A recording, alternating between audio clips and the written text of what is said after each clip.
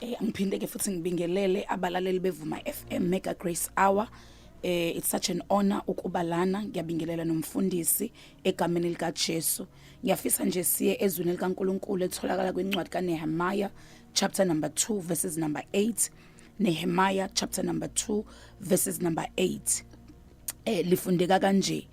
Lithi, and the letter to Asaph, the keeper of the king's forest, that he might give me timber to make beams for the gate of the citadel, which pertains to the temple, for the city wall, and for the house that I will occupy. But nantike ivesi engifuna sifocus kulona ekseni. Lithi, and the king granted them to me according to the good hand of my God that was upon me. And the king granted the letter to me because the hand of the Lord was upon me.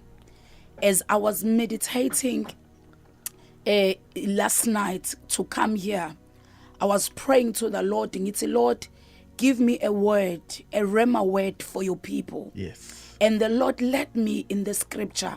He said, the good hand of the Lord is upon you. Yes. You know, lithi izwi kaNkulunkulu uNehemiah wayithola iburden noma umthwalo ukuthi ayovusa indonga zeJerusalem, avusa ithempeli.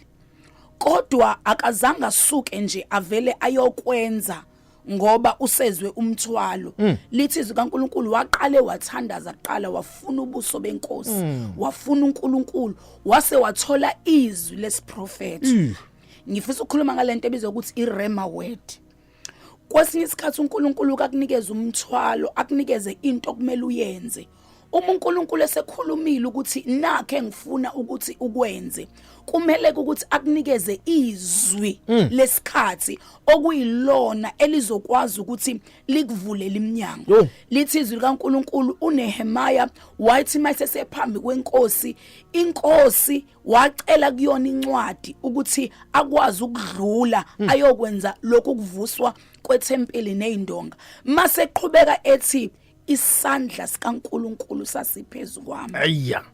Yonke into ke ekusukela manje uNehemiah ezoyenza wayengayenzi ngokuhlakanipha kwakhe, wayengayenzi ngeinfluence yakhe, wayenza ngoba isandla sikaNkulunkulu siphezulu kwakhe. Uyabona abazalwane, uma ngase uthola isandla sikaNkulunkulu phezulu kwempilo yakho, uthole yonke into. Lithi izwi likaNkulunkulu wathi evula umlomo ekhuluma phambi kwenkosi ngenxa yesandla, inkosi yavuma ukumbhalela incwadi, yamnikeza iaccess. Oh Jesus, ngifuna ukuthi kuma ngilalela ekhaya namhlanje kuseni leli izwi lakho, the hand of the Lord is upon you. Ngifuna ungalilaleli njengezwe elijwayelekile, uthe uNkulunkulu melikhuluma kumina ngasukuma ngagxuma ngoba ziningi izinto ezingavumelani nento uNkulunkulu ayikhulumile phezulu kwempilo yami. uNkulunkulu yakwazi ukukunikeza umbono omkhulu, ubona ukuthi ngamandla ami anginakho ukwenza, anginawo nama resources, anginayo ne finance, anginawo namandla. Mase uza izwi masethi ngiyazi ukuthi ngokwakho udisqualified, kodwa isandla sami siphezulu kwakho. Lelizwi wakulona nje elami, kodwa ngizwile enhlizweni ukuthi uNkulunkulu kunabantu namhlanje kuseni ungilalela usaya enkonzweni, ungilalele usayokhuluma imfihlo zikaNkulunkulu. Ngifuna ukuthi kuwena isandla sikaNkulunkulu siphezulu kwempilo yakho. Lithi izwi likaNkulunkulu uma secela incwadi bamnikeza ngenxa yesandla sikaNkulunkulu, wanikezwe iaccess. Isandla sikaNkulunkulu sinikezana iaccess kulo yobhala ekhaya, sikunikeza ukuthi iminyango evaliwe ivuleke.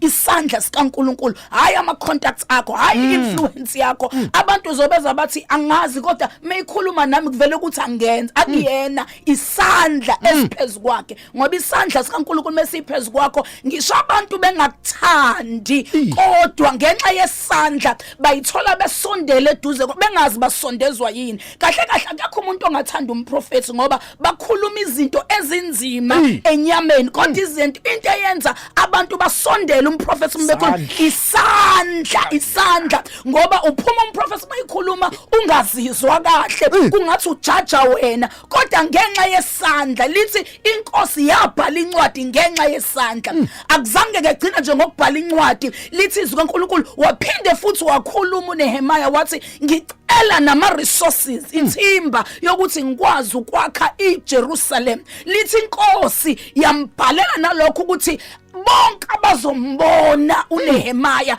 abamnikeze bamenzele okuhle bamnikeze ama resources. Yes. Oh, hallelujah. The resources will come because of the hand of the Lord. I'm declaring upon you this morning that the hand of the Lord will bring it to pass. I am declaring the word of the Lord this morning. Ngithi whatever you need because of the hand. Uthi David isandla sakhe siphezulu kwekhanda lami. Ugcoba ikhanda lami ngamafutha indebe yami icicima. Not only that, lithi izwi likaNkulunkulu wase wathi uNehemiah ngiyafisa futhi ukuthi ngivikeleke. Ngoba uyazi mawunika iassignment kuba khona izimpi kuba khona izinto ezivukayo kuba khona osanballat akekho umuntu okwanikeza uNkulunkulu umbono yangaba khona into enyakazayo uma sesihlela nje kade sikuhlela kube khona ama reports afikayo ngase ngathi ngenxa yesandla sakho Jesu siphezulu kwami lama reports angengiwamukele kwaphinde futhi kwavuleka lithi izwi likaNkulunkulu waseke wanikezwa even the protection nazi izinto ezu3 engifisa uzazi njoba sengideclareile kuzovuleka iminyango phambi kwakho okwesibili konke okudingayo uNkulunkulu uzokuletha okwesithathu uzovikeleka kwi-assignment akukho mthakathi akukho weapon that is formed against you akukho kugula akukho kufa kunabantu njalo mlalele ekhaya okuthi mekufanele anyakaze enza izinto noma ya ku-interview noma yoshuma kube khona izinto ezenzakalayo kodwa ngiyazi ukuthi kukhona isandla sithi mesiphezulu kwakho zonke lezo zinto zimiswe eceleni ekseni namhlanje ngifisa uqinisa umuntu osekhaya ngizomkhulekela egameni lika Jesu ngifuna ukwenza nje ama declarations phezulu kwakho ngithi the good hand of the Lord is upon you. God has gone before you in the assignment. God has opened every appointed door upon you. The divine favor of God has spoken upon your life. Please say a loudest amen. The resources ordained for your assignment have already arrived to you. I want to declare that the Lord surround you and his work by protection. Every opposition to God's purpose will ultimately fail in the name of Jesus. You will finish the assignment that God has given you. The glory of the Lord shall be revealed through your life, through your business, through your marriage, through your ministry. I declare this word in the name of Jesus. Amen. Thank you so much for such a word this morning, Mkhuleko Namandla.